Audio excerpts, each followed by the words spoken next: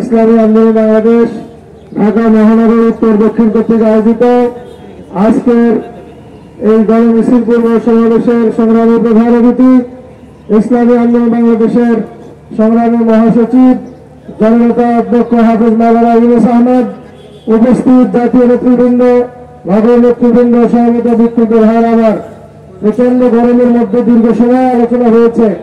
আমরা সকলেই জেনেছি কেন আমরা এখানে একত্রিত হয়েছি।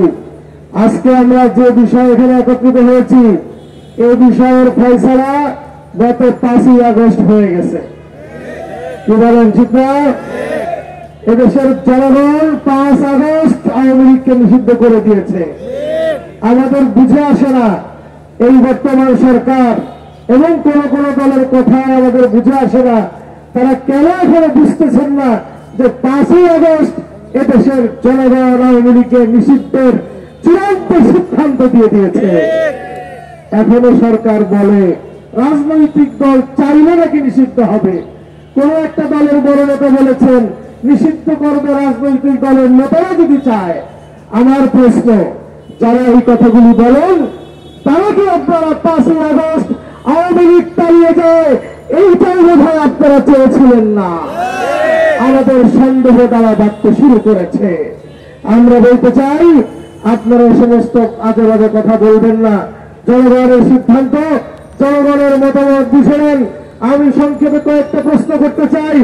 আমি সরকারের কাছে জানতে চাই একটা দলকে নিষিদ্ধ করতে হলে কি কি তার প্রয়োজন হয়। আমি জানতে চাই একটা রাজনৈতিক দলের পরিচয় আপনাদের কাছে কি।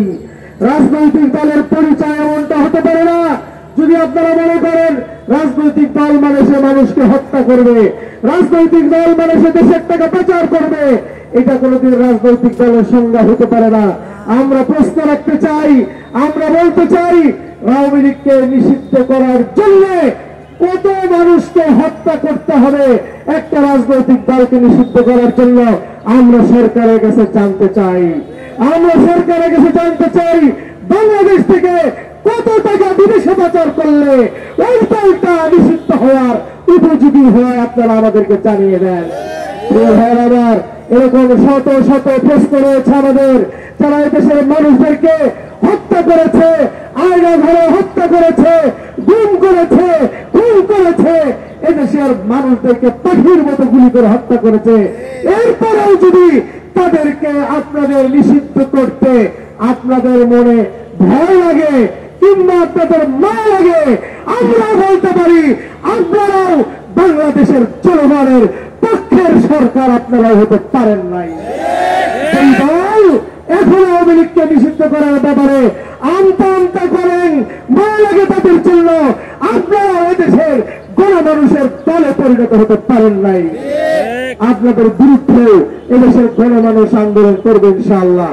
ভাইরা আমার, এই কষ্টের মধ্যে, প্রতিকূল ব্যবস্থার মধ্যে যারা আজকে ছুটে এসেছেন আমাদের আমিরের নির্দেশে, কেন্দ্রীয় নির্দেশে, সকলকে ইসলামী আন্দোলন বাংলাদেশ ঢাকা মহানগরের পক্ষ থেকে আন্তরিক শুভেচ্ছা এবং মোবারকবাদ জানাচ্ছি।